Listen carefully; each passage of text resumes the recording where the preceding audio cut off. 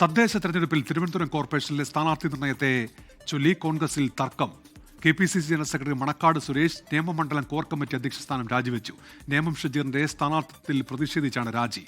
MG പ്രതീഷുണ്ട് വിവരങ്ങളുമായി തിരുവനന്തപുരത്ത് നിന്ന്. പ്രതീഷ്, എന്തൊക്കെയാണ് വിവരങ്ങൾ?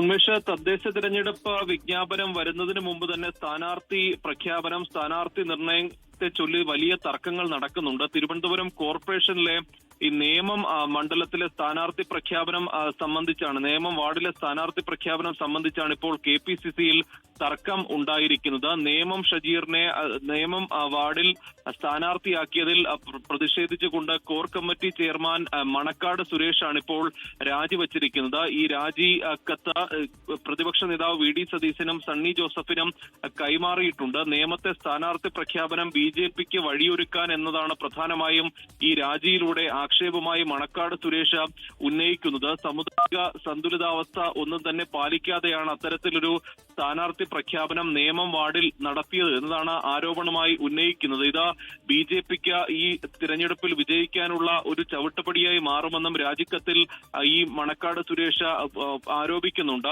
ഈ അടുത്താണ് 15-അംഗ സ്ഥാനാർത്ഥി പട്ടിക കോൺഗ്രസ് പുറത്തിറക്കിയത്. അതിലാണ് നേമം വാർഡിൽ യൂത്ത് കോൺഗ്രസ് ജില്ലാ പ്രസിഡന്റ് കൂടിയായ ഷജീറിനെ മത്സരിപ്പിക്കാൻ തീരുമാനിച്ചത്. അതിലാണ് ഇപ്പോൾ വലിയ അതൃപ്തിയും പൊട്ടിത്തെറിയും ഉണ്ടായിരിക്കുന്നത്.